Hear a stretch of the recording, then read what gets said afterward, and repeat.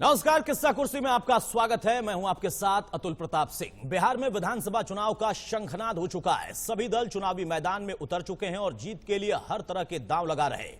अब जरा मेरे अगल बगल इन चार तस्वीरों को आप देखेंगे और समझेंगे। आज तेजस्वी ने अपना घोषणा पत्र जारी किया, नीतीश के 7 निश्चय को चुनौती दी। वहीं नीतीश के 7 निश्चय के सहारे लोगों को साधने की कोशिश जो है वो लगातार जारी है। उधर नीतीश के निश्चय को बल देने के लिए पीएम मोदी बिहार में ताबड़तोड़ 12 रैलियां करने को तैयार है, तो राहुल भी 8 रैलियों के सहारे महागठबंधन को जीत दिलाने के लिए हर तरह की कोशिश करेंगे। इन 4 तस्वीरों से आपको अंदाजा लग जाएगा कि किस तरीके का माहौल है। और एक तरफ जहां प्रण ले लिया गया है नीतीश को हटाने का और बिहार को तरक्की दिलाने का महागठबंधन की तरफ से, तो नीतीश भी 7 निश्चय लेकर निकले हैं। तमाम अन्य दल भी हैं और खासतौर से एलजेपी की भूमिका को भी हम इनकार नहीं कर सकते। और सीधे तौर पर हम कह सकते हैं कि अभी जो दिलचस्प मुकाबला होने वाला है उसमें सभी के दावे नंबर 1 पर है। हर एक पार्टी, वो तमाम दिग्गज नेता अपनी भूमिका के सहारे बिहार को साधने की कोशिश कर रहे हैं। इस बीच में लगातार दावों का दौर भी जारी है। महागठबंधन ने आज अपना संयुक्त घोषणा पत्र जारी कर दिया है। प्रण हमारा नाम से जारी हुआ है यह घोषणा पत्र। तेजस्वी ने नीतीश सरकार पर लगे हाथ निशाना भी साधा। महागठबंधन के नीतीश सरकार के बदलाव का जो संकल्प लिया गया है उसकी तस्वीर भी आप देखिए। वहां पर तमाम कांग्रेस के दिग्गज नेता भी मौजूद थे। रणदीप सुरजेवाला से लेकर तमाम अन्य नेता भी वहां पर पहुंचे हुए थे और वहां पर यह संकल्प लिया गया, ये प्रण किया गया कि अब तस्वीर हम बदल कर रहेंगे। और कई लंबी चौड़ी फहरिस्त है उन वादों की जो कि चुनावी दौर में अक्सर हमने देश या प्रदेश के चुनाव में देखा है। तो बड़ी खबर आपके सामने, महागठबंधन ने आज अपना संयुक्त घोषणा पत्र जारी करते हुए नीतीश को सीधी चुनौती दी है। आइए अब आपको सुनाते हैं कि महागठबंधन का संयुक्त मैनिफेस्टो जारी करते हुए तेजस्वी ने क्या कहा। तो पहले कैबिनेट में पहले दस्तखत अगर मेरा कलम चलेगा तो 10 लाख नौजवानों को हम रोजगार देने का काम करेंगे। पहले कैबिनेट में जो भी छात्र छात्राएं या नियुक्ति के लिए आवेदन फॉर्म जो भरा करते हैं उसको हम लोग माफ करेंगे। परीक्षा केंद्र जाने के लिए जो किराया होगा वो हम देंगे।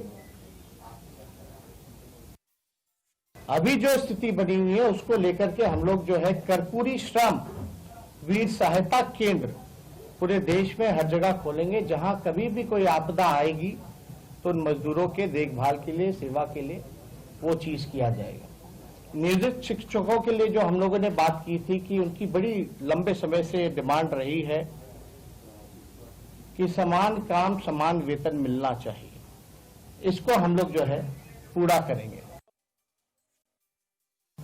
जितने कृषि क्षेत्र में जितने किसान हैं, कृषि ऋण जो है उसको हम लोग माफ करेंगे।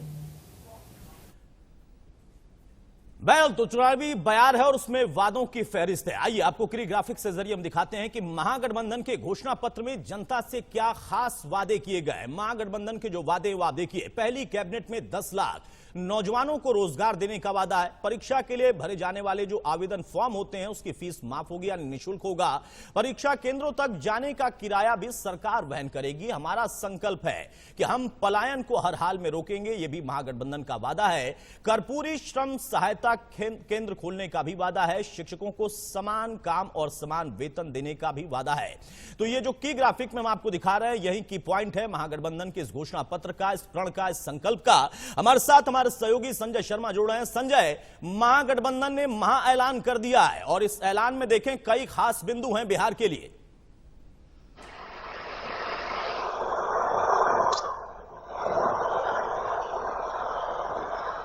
उसमें तमाम वो सारे के सारे लोक लुभावन मुद्दे हैं जिनको लेकर के तेजस्वी यादव हावी पड़ रहे हैं, कहीं ना कहीं भारी पड़ते दिखाई दे रहे हैं नीतीश कुमार पर। क्योंकि रोजगार का मुद्दा एक ऐसा मुद्दा है जिसको उन्होंने छुआ। कहा है कि पहली कैबिनेट में पहला डिसीजन अगर वो करेंगे तो 10 लाख युवाओं को रोजगार देने का करेंगे। ये बहुत बड़ा मुद्दा है जिस पर तेजस्वी यादव चुनाव लड़ रहे हैं। लेकिन वहीं दूसरी ओर जो गठबंधन है नीतीश कुमार का और बीजेपी का, उसको किस तरीके से तेजस्वी यादव उससे निपट पाएंगे, उससे उसके आगे निकल पाएंगे, ये देखने वाली बात होगी।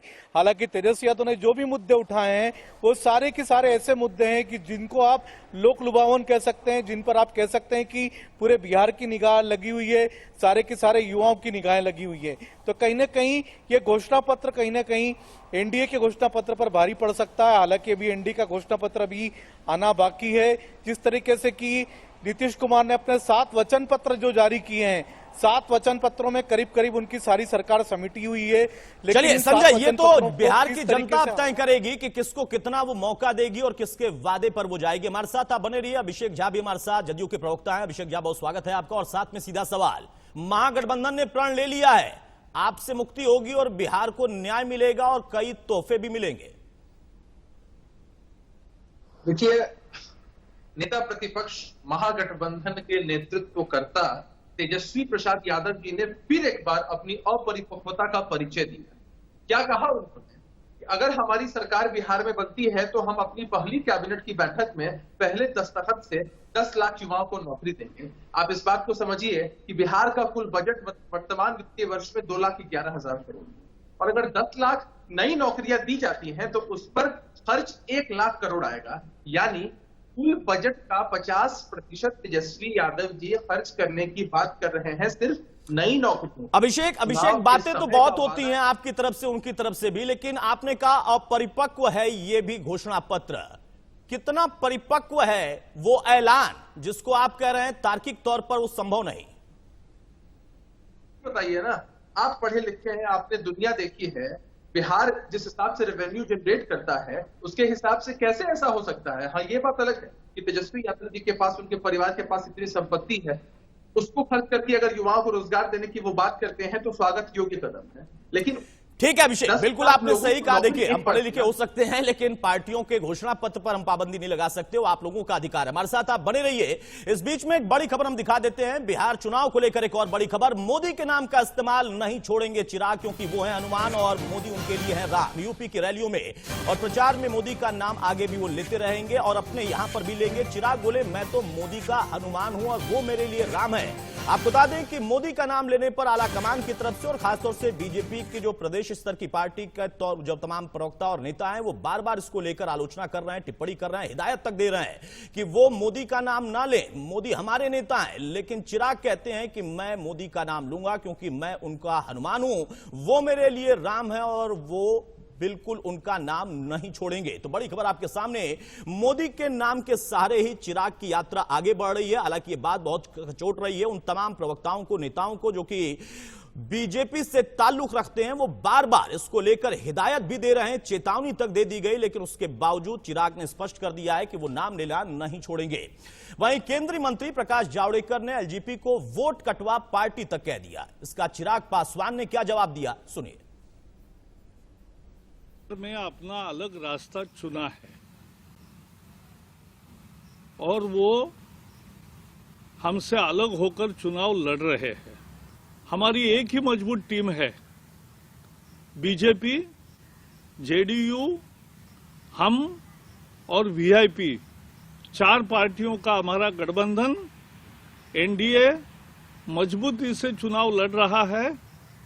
3/4 बहुमत से विजयी होगा और हम कांग्रेस, आरजेडी और माले इस अपवित्र गठबंधन का उनको हराएंगे। चिराग की पार्टी एक वोट कटवाने वाली पार्टी रह जाएगी।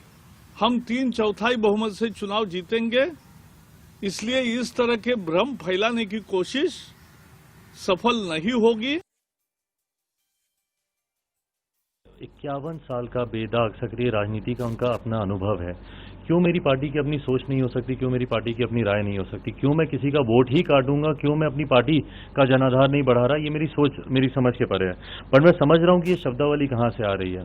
जितने भी भारतीय जनता पार्टी के वरिष्ठ नेता इन सारी बातों को बोल रहे हैं, मैं समझ रहा हूँ कि माननीय मुख्यमंत्री निरंतर इस बात को लेकर परेशान है कि लोक जनशक्ति पार्टी के अकेले चुनाव लड़ने से जिस तरीके से उनको नुकसान होने वाला है उसकी चिंता, और मुख्यमंत्री जी की शैली रही है, वो खुद तो कभी बोलते नहीं है, वो दूसरों से ही बुलवाते हैं। तो दूसरों से बुलवाना उनकी शैली का उनका हिस्सा रहा है। पर हाँ, मुझे दुख जरूर है इस बात का कि जब सुशील मोदी जी या भूपेंद्र यादव जी या प्रकाश जावड़ेकर जी अगर मुख्यमंत्री की भाषा अगर वो बोलते हैं, मैं समझ रहा हूँ और इस बात का मैं उनको श्रेय भी देता हूँ कि वो अपना गठबंधन धर्म बहुत ईमानदारी से निभा रहे हैं, पर वो जिस भाषा का वो प्रयोग कर रहे हैं वो बहरहाल बड़ा दिलचस्प है। और देखिए वार पलटवार कैसे हो रहा है। हमारे साथ अभिषेक लगातार बने हुए। अभिषेक, वोट तो कटेगा और मोदी का नाम भी लगातार चिराग लेंगे, लेकिन वोट किसका कटेगा और फायदा किसको होगा? एनडीए का वोट कटने जैसी कोई बात नहीं है। एनडीए के वोट में कोई भी खराब नहीं होना है। हाँ, शुरू में उन लोगों ने कोशिश जरूर की थी, लोजपा के लोगों ने एक तरह का कंफ्यूजन हम जनता के बीच फैलाएं, लेकिन आपने देखा है प्रकाश जावड़ेकर का बयान आपने सुनाया, संबित पात्रा जी का बयान भी मैं सुन रहा था, उन्होंने भी स्पष्ट तौर पर कहा है कि बिहार में एनडीए में 4 पार्टियां हैं और हम बड़ी मजबूती के साथ चुनाव लड़ने वाले हैं। हमारा कोई वोट नहीं कटेगा, हमारे वोटों में बिखराव भी जरा भी नहीं होगा और हम 3/4 बहुमत के साथ आदरणीय नीतीश कुमार जी के नेतृत्व में सरकार बनाने का। अब लोजपा के लोगों को यह समझना चाहिए कि आपको भाजपा ने भी कड़ा और क्लियर संदेश दे दिया है, उसके बावजूद भी आप जबरदस्त। ठीक है अभिषेक, बिल्कुल अच्छी बात है। क्या होगा क्या नहीं होगा वो तो चुनाव बताएगा। हमारे साथ आप बने रहिए। इस बीच में वहीं जेडीयू ने भी एलजेपी पर निशाना साधते हुए कहा कि चिराग पासवान बिहार में सिर्फ और सिर्फ भ्रम फैला रहे हैं। जी और भी ज्यादा थके हुए हैं। थके हुए से क्या मतलब है? क्या राजनीति करने के प्रति, बिहार का विकास करने के प्रति रुचि नहीं है या उम्र का हवाला वो देना चाहते हैं? वो अभी राजनीति में नए नए हैं। भारतीय राजनीति के जो दोष हैं, विरासत की राजनीति के, उसको लेकर के वो राजनीति में आगे बढ़े हैं। उनका खुद का कोई कंट्रीब्यूशन बिहार की पॉलिटिक्स में नहीं। बहरहाल इसी बीच में बिहार चुनाव से जुड़ी बड़ी खबर यह भी है कि आज 4 जनसभाएं करेंगे मुख्यमंत्री नीतीश कुमार। नबीनगर, नोखा, करगहर और दिनारा में यह चुनावी जनसभा होगी। यानी कुल मिलाकर अपनी मोर्चाबंदी तेज कर दी है नीतीश कुमार ने, क्योंकि एक बार फिर से नीतीश कुमार सत्ता में आना चाहते हैं, लेकिन उनके लिए चुनौती भी है। अभिषेक हमारे साथ लगातार बने। अभिषेक, मोर्चा संभाल लिया है खुद नीतीश कुमार ने, लेकिन चुनौतियां कहीं ना कहीं हैं या बिल्कुल नहीं है?